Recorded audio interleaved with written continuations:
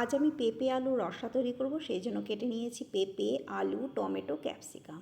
এগুলোকে খুব ভালো করে ধুয়ে পরিষ্কার করে নিয়েছি। এবার কড়াইতে সরষের তেল গরম করে তাতে সাদা জিরে, শুকনো লঙ্কা, দুটো চেরা কাঁচা লঙ্কা, তেজপাতা ফোড়ন দিয়ে দিলাম। ফোড়ন থেকে সুন্দর গন্ধ বেরোলে প্রথমে আমি আলুটাকে দিয়ে দেবো।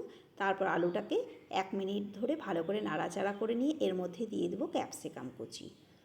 তারপর দিয়ে দেবো টমেটো। এরপর আমি এর মধ্যে 1 চামচ পরিমাণ লবণ দিয়ে দেবো, যাতে টমেটোটা তাড়াতাড়ি গলে যায়।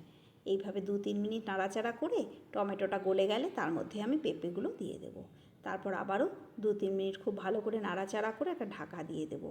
এবার ঢাকা তুলে আবারও খুব ভালো করে নেড়ে নেব। আমি কিন্তু এর মধ্যে এখনও পর্যন্ত কোনো জল দিইনি। এবার এর মধ্যে পরিমাণ মতো হলুদ দিয়ে দেবো।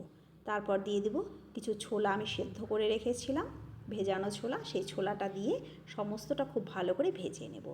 নিরামিষ সবজিতে সবজিটা যত ভালোভাবে ভাজা যায় সবজির টেস্টটা কিন্তু ততই ভালো হয়। তো এই যে দেখুন আমি খুব ভালো করে ভেজে নিয়েছি।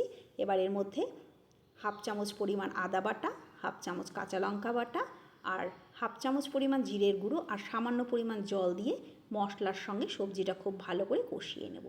আবারও ঢাকা দিয়ে দেব। এবার 5 মিনিট পর ঢাকা তুলে সমস্তটা খুব ভালো করে নেড়ে চেড়ে নিয়ে এর মধ্যে আমি অল্প পরিমাণ গরম জল দিয়ে দেব। তারপর ঝোল ফুটে উঠলে একটা ঢাকা আমি দিয়ে দেব। গ্যাসের ফ্লেম লোতে রেখে এটিকে ঢাকা দিয়ে দেব। ঢাকা তুললে দেখুন সেদ্ধ হয়ে গেছে সবজি। এর মধ্যে অল্প পরিমাণ চিনি দিয়ে দেব। 2-3 মিনিট একটু নাড়াচাড়া করে তার মধ্যে দিয়ে দেব অল্প পরিমাণ ঘি। নিরামিষ রান্নাতে একটু ঘি না দিলে কি জমে? আর শেষে দিয়ে দেবো একটু গরম মশলা। ব্যাস আমাদের রান্না হয়ে গেল। এবার গ্যাসের ফ্লেম বন্ধ করে আমি একটা ঢাকা দিয়ে দেব। 2 মিনিট পর ঢাকা তুললে দেখুন আমাদের পেঁপে আলুর রসা একদম তৈরি।